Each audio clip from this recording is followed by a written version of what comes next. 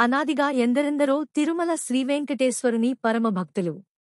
ఆ భక్తులందరికీ శ్రీ వెంకటేశ్వరుని మహిమలు, లీలలు నిత్యమూ తమ అనుభవంలో ఉన్నవే. శ్రీ వెంకటేశ్వరుని లీలలను తెలిపే అలాంటి అద్భుత గాథలలో ఇదొక్కటి. వారి ఇలువేలుపు తిరుమల శ్రీ వెంకటేశ్వరుడు. వారుభయులు నిత్యమూ శ్రీ వెంకటేశ్వర స్వామివారిని భక్తియుక్తులతో కొలిచేవారు. శ్రీ స్వామివారికి ఇష్టమైన శనివారాల్లో ఆ దంపతులిరువురు తెల్లవారు జాముననే లేచి తలస్నానం చేసేవారు. ధూపదీప నారికేళ నైవేద్యాదులతో స్వామివారిని భక్తితో పూజ చేసేవారు. ఇక శ్రావణ శనివారాల్లో సరేసరి ఇంటికి ఏ అతిథి వచ్చినా, అభ్యాగతి వచ్చినా ఆ ఎల్లమరాజు దంపతుల దృష్టికి వారిలో శ్రీ వెంకటేశ్వరుడే దర్శనమిచ్చేవాడు. ఆ దంపతులకు తిరుమల వెంకటేశ్వరుని మొక్కుతో కలిగిన గారాలబిడ్డ వెంకటప్ప, ఆ ఏడుకొండలవాని అనుగ్రహమే ఆ బిడ్డ అని వారు నమ్మేవారు. అది మండువేసవి.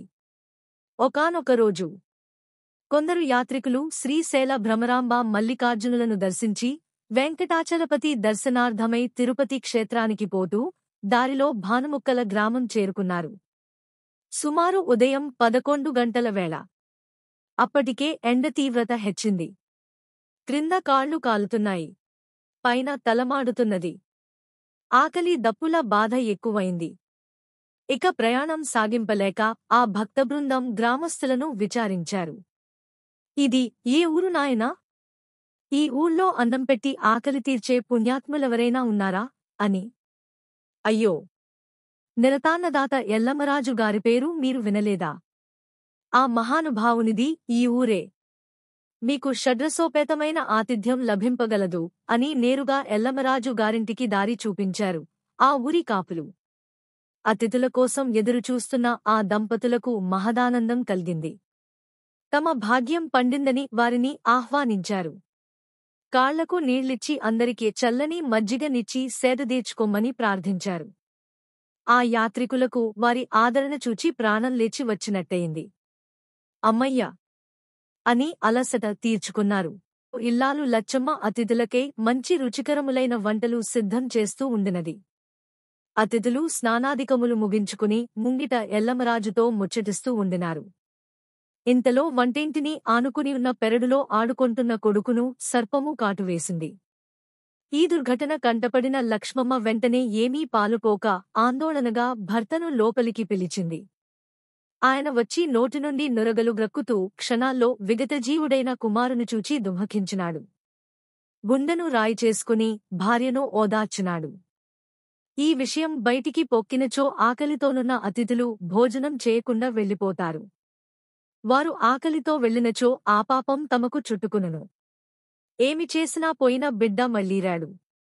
ఆకలితో అన్నం కొరకు ఎదురుచూస్తున్న ఈ అతిథులను సంతృప్తిపరచుటయే మన ధ్యేయమని, ఈ కార్యక్రమంలో ఎలాంటి విఘ్నం రాకుండా, ఈ విషయం బయటికి పొక్కకుండా ఉండుటకే తిరుమల వెంకటేశునికి 1000 మొక్కులు మొక్కుకున్నారు. దుమఖాన్ని దిగమింగినారు.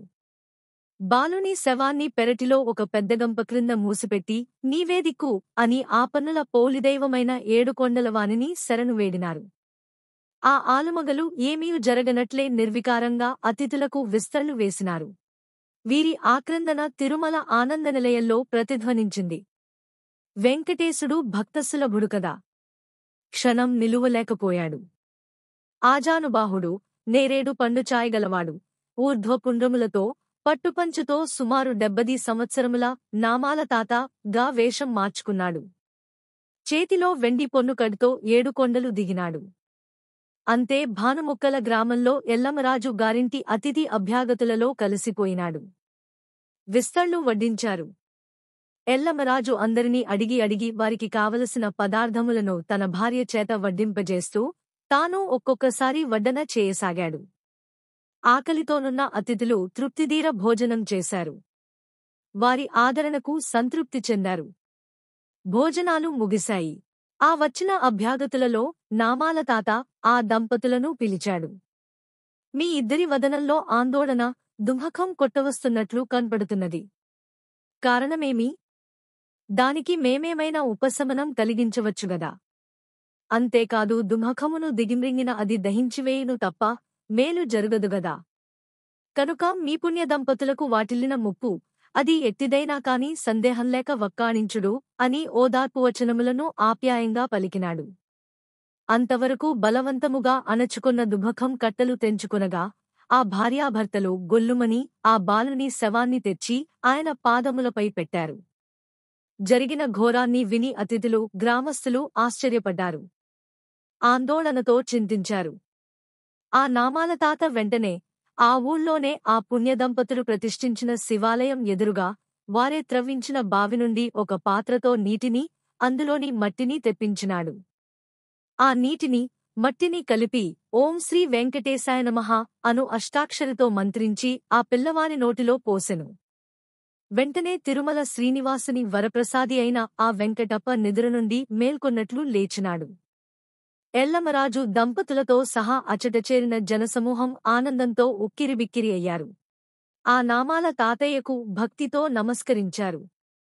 ఆ నామాల తాత మిగిలిన నీటిని మట్టిని కలిపి మంత్రించి మరలా అదే బావిలో పోయించి మున్ముందు ఎవరికైనా పాము కరిచిన ఎడల ఆ బావిలో నీరు, బురద కలిపి త్రావించినచో పాము కరిచిన వ్యక్తికి స్వస్థత చేకూరగల దని చెప్పి ఆ భార్యాభర్తలను కుమారునితో కూడా తిరుమల యాత్ర చేయవలసిందని ఆజ్ఞాపించినాడు. తదుపరి నామాల తాత అనుజ్ఞ మేరకు వారిరువురు కొడుకుతో కూడా భోజనమునకు కూర్చుండిరి. వారు భోజనం చేసి వచ్చి చూడగా భుక్తాయాసంతో కునుకు తీస్తున్న అతిథులలో నామాల తాత కనపడలేదు. మిగిలిన అతిథుల నడుగగా వారును ఆశ్చర్యపడిరి. ఆ వచ్చిన నామాల తాత తమ కొరకే వేంచేసిన శ్రీ వెంకటేశ్వరుడే అని భక్తితో స్వామిని ప్రార్థించారు. ఆయన ఆజ్ఞానుసారం తమ ఇంట ఆతిథ్యం తీసుకొన్న యాత్రికులతో కలిసి ఎల్లమరాజు దంపతులు తిరుమలయాత్ర చేసి వెంకటేశ్వర స్వామివారికి అనేక విధముల మ్రొక్కులు చెల్లించారు. ఇందుకు నిదర్శనంగా కర్నూలు జిల్లా భానుముక్కల గ్రామంలో ఎల్లమరాజు త్రవ్వించిన బావిలోని నీటిని, మట్టిని పాము కరచినవారు స్వీకరిస్తూ నేటికీ స్వస్థత పొందుతున్నారు. శ్రీనివాస గోవింద, శ్రీ వెంకటేశ గోవింద, గోవింద హరి గోవింద, గోకుల నందన గోవింద.